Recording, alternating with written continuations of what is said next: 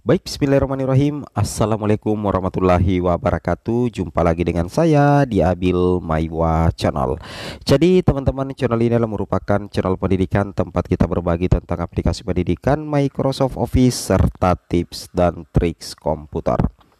Jadi pada video kali ini teman-teman ya, kembali lagi admin akan mencoba mengupdate ya skema penempatan sekolah induk bagi pelamar kode PL P3K guru jika ada dan tidak ada kebutuhan di sekolah induk. Jadi di sini catat baik-baik Bapak Ibu ya. Ini kita berbicara mengenai skema penempatan bagi pelamar yang memiliki kode PL berarti lulus. Apakah nantinya di sekolah induknya itu ada atau tidak ada kebutuhan teman-teman ya. Ini penting ya. Oke, sebelum kita lanjut ya, bagi rekan-rekan guru yang baru pertama kali menemukan channel ini, jangan lupa tekan tombol subscribe dan aktifkan lonceng notifikasinya agar setiap hari Bapak Ibu bisa mendapatkan update informasi terbaru seputar perkembangan P3KK. Baik, di sini kita sudah hubungi GTK Kemdikbudristek ya. Jelas sekali di sini dikatakan bahwasanya saat ini daerah saya sudah pengumuman kelulusan P3K Guru 2023, namun kenapa tidak ada pengumuman penempatan? Nah, jawabannya di sini teman-teman ya.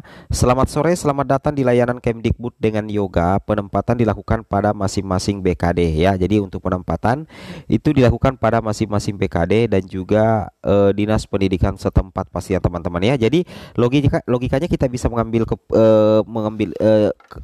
informasi di sini bahwa mengenai penempatan guru honorer yang mendapatkan kode PL lulus ya, itu nantinya ditentukan oleh BKD dan dinas pendidikan setempat. Kapan kira-kira jadwalnya? Bisa jadi sebelum pengisian DRH atau setelah pemberkasan ya, atau setelah pengisian DRH atau setelah pemberkasan barulah muncul sekolah penempatan Bapak Ibu. Bisa sebelum dan bisa sesudah teman-teman ya, karena yang memiliki waktunya sendiri atau yang memiliki hak untuk penempatan, distribusi penempatan sekolah penempatan baik induk maupun non induk itu adalah BKD dan dinas pendidikan setempat teman-teman ya.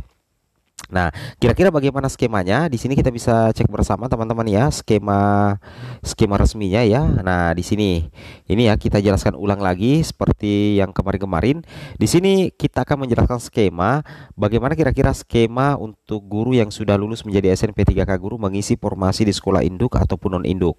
Nah, ini satu contoh teman-teman ya. Ini adalah sekolah A. Di sekolah A ini ada kebutuhan satu dan ada honor ya. Kebetulan guru honorernya ini adalah P3 yang lulus ya, P3 yang mendapatkan kode PL teman-teman ya, berarti dia lulus. Nah, kira-kira kemana guru honorer negeri ini akan ditempatkan karena dia lulus teman-teman ya? Apakah nanti ditempatkan di sekolah induknya? Apakah nantinya ditempatkan di sekolah non induk? Nah, pada saat itu nantinya ini akan otomatis dicek oleh dinas pendidikan dan juga BKPSDM. Oh, ternyata di sekolahnya si guru honorer negeri ini ternyata masih ada satu kebutuhan. Jadi besar kemungkinan nanti teman-teman akan terjadi distribusi penempatan ke sini. Nah, akan distribusi formasi. Jadi nantinya guru induk yang lulus ini P3 dengan kode PL itu akan kembali ditempatkan di sekolah induknya. Jadi sekolah penempatannya nanti itu akan berada di sekolah induknya. Ditempatkan di sekolah induk karena masih terdapat formasi. Logikanya seperti itu ya. Jadi kalau misalkan ada kebutuhan formasi di sekolah Bapak Ibu, tidak mungkin teman-teman itu ditempatkan di sekolah lain. Padahal di sekolah induk Bapak Ibu itu masih ada kebutuhan.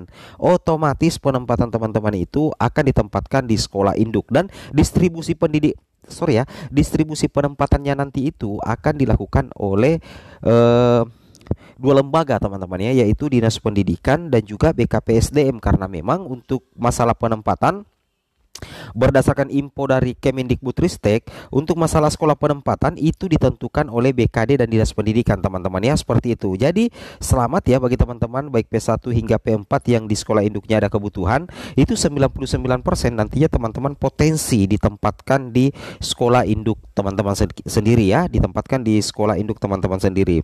Nah, bagaimana skemanya kalau misalkan di sekolah induk kita itu ternyata tidak ada kebutuhan? Di sini kita bisa lihat lagi, ini ada sekolah B teman-teman.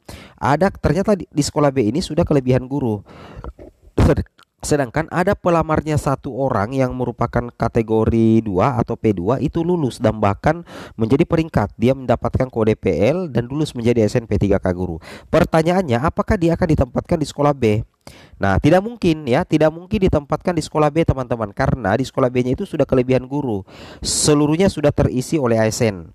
Pertanyaan kedua, apakah nantinya P1 ini akan ke sekolah A, menggeser pemenang kedua yang merupakan guru induk? Tidak mungkin. Tidak mungkin, karena esensi dalam P3K Guru 2023 itu tidak ada istilah geser menggeser guru induk teman-teman. Sehingga sekalipun P2 ini peringkat pertama, tidak mungkin dia ditempatkan di sekolah A karena sudah ada penempatan untuk guru honorer negeri yang juga kode PL teman-teman ya. Seperti itu kira-kira. Nah, kemana kira-kira ini dia ditempatkan?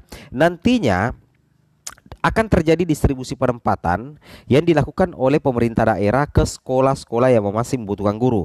Contoh, misalkan di sini sekolah C, ternyata di sini membutuhkan guru, teman-teman.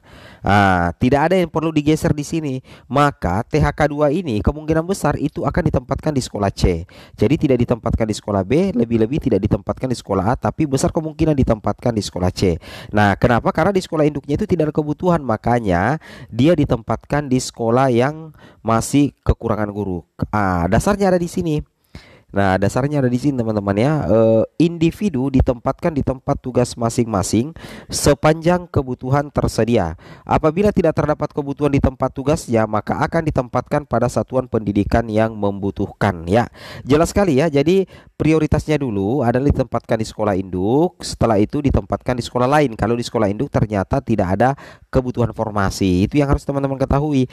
Kenapa bisa seperti itu? Karena yang menentukan penempatan itu adalah Dinas Pendidikan. Jelas sekali di sini aturannya teman-teman ya. Seleksi tahun 2023 formasi seluruhnya ada pada Dinas Pendidikan ya, dan juga BKPSDM pastinya. Jadi nantinya kita belum tahu apakah sekolah penempatan itu akan muncul di SSCSN setelah pengisian DRH atau sebelum pengisian DRH. Jadi kita tunggu saja informasi di masing-masing instansi teman-teman, karena pastinya berbeda-beda lah ya, berbeda-beda teman-teman ya.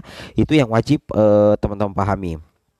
Oke, kemudian teman-teman perlu memahami ya secara mendetail bahwa untuk penempatan itu berdasarkan kebutuhan teman-teman. Nah, ini kita lihat P3 ya. Ini adalah pelamar P3, dia kodenya PL dan memiliki sertifikat pendidik. Ternyata P3 ini di sekolah induknya itu tidak ada kebutuhan ya, tidak ada kebutuhan, semua full ASN.